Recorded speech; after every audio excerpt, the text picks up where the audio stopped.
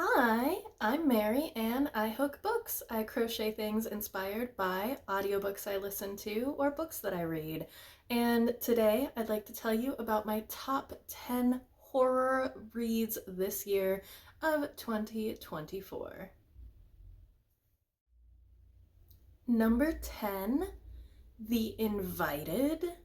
This is about a young couple who buy a house in the country and they're gutting it, rebuilding it, and you ask, did they buy a haunted house or did they invite this spirit? Number 9, the handyman method. And again, the patriarchy is the real monster in the room. This is what if the ghost was the manosphere, the demon was the manosphere and toxic masculinity? A couple buys a house that needs a little fixing up, and freakishness ensues. Definitely check some trigger warnings, but so good. And then number 8 is Camp Damascus.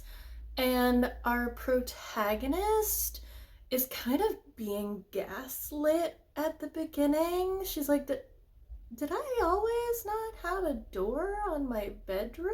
I think I used to have a door. And her parents say, no, no, honey, you've never had a door on your bedroom. And she's just like, oh, okay, if you say so. And in her town, there is a gay conversion therapy camp that has a 100% success rate. How does that happen? Definitely not anything wholesome.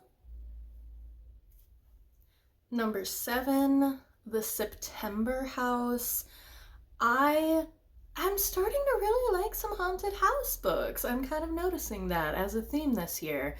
This really touches on the cyclical nature of trauma and violence and abuse. And this house is haunted, but it's not really bad until September. I mean, it's haunted all year, but like, it's only really bad in September, and if you can get through that, it's fine. So, it's very, very good and a very great analogy. Number 6, Into the Drowning Deep, Face Eating Mermaids. It's a very high action book, and there's a lot of representation in here, which I really liked. And face eating mermaids! Diavola is another very deep horror book. This woman's family goes on vacation in Italy, and she's the black sheep. She didn't do what the rest of her family did. She's not quite as successful. She's made some dating choices her family didn't exactly agree with. And so she's kind of the black sheep, and no one really gives her a lot of respect, but they rely on her. She's the only one that learned Italian for their trip to Italy. And it constantly is showing how incredibly capable she is, but how her family kind of just. I'm trying to think of a nicer phrase than shits on her, but they shit on her all the time for no good reason, except that they're just not great people. And they're at this Italian villa, and horror ensues and then follows her home. So you can take the girl out of Italy, but you can't take the haunting out of the girl. The Hollow Places by T. Kingfisher is about a woman that moves back to her small town to help her uncle with his oddities shop. And while he's in the hospital, she goes into the back room and discovers a passageway. And this passageway goes to the hollow places.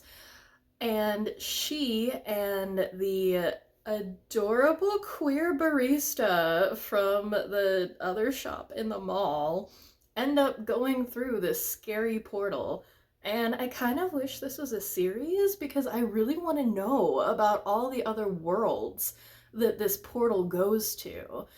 They find themselves on these little islands, and then they can't figure out which island was their original island they came from. So they're exploring these different bunkers, basically, from these other places, and I just found that fascinating. There's also just some really gruesome things in some of those bunkers, too. So, loved that. That was number 4. Number 3 is The Deep by Nick Cutter. And I really liked everything I've read by Nick Cutter. I'm just realizing he's on this list twice, and I also loved The Troop.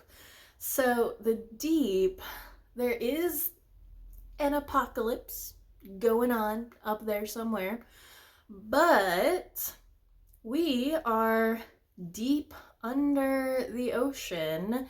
A man is going looking for his brother who's been doing deep ocean research and has disappeared. Once we get down to this underwater research center, there doesn't seem to be anybody here. So it's locked room, isolation.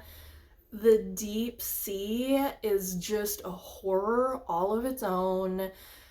So I loved this. Number 2 is Hex, and this is kind of a hybrid ghost witch story. It's about a witch, but she acts more like a ghost. Of course, no Wicked Witch starts out as a Wicked Witch, but the town makes her into this Wicked Witch. They end up encasing her in these iron chains, sewing her mouth shut, sewing her eyes shut, and she just doesn't die. But I mean, she kind of does because she's not really corporeal per se. She pops up here and there. She can still interact with things. Like in one of the first scenes, she's just hanging out in this family's living room, and the mom puts a tea towel over her head because she doesn't want to see the witch staring at her. So the town has just learned to live with this, and the adults, of course, don't want anyone to know because who knows what havoc this could bring to the world. But the kids are like, well, I mean, I want to leave, but something about the witch's curse, once you move there, you can't leave. So the kids are stuck there. They want to expose this to the world, but the adults, of course, are like, no. And for about the first half of this book, it's not too gory. It's more of like a social horror. And then it gets gory and scary. So, yeah, it was really, really great, but know what you're getting into. And number 1, and this may be a recency bias, but I don't care. Clown in the Cornfield. So this is supposed to be YA, but I think that's only because the protagonists are teenagers, because this is dark. And this has a lot of social commentary. This girl and her father move to a new town. The town's mascot is the clown that was on the syrup brand container back in the day, Friendo. Now that company is defunct and the town is kind of in decay, unfortunately. And these kids being kids, go to a party in a cornfield, and Friendo the clown pops up, and he's not such a happy clown, is he? So, utterly terrifying, had me metaphorically biting my nails, just so good. So that was my top 10 horror reads of 2024. What horror reads did you really enjoy this year? And what do you think I would also enjoy? Leave your comments down below. And remember, the world can be a scary place, but we just keep our shoulders back, heads up, and breathe. Are you the cat in the high tower, Munster? Are you guarding from the high tower?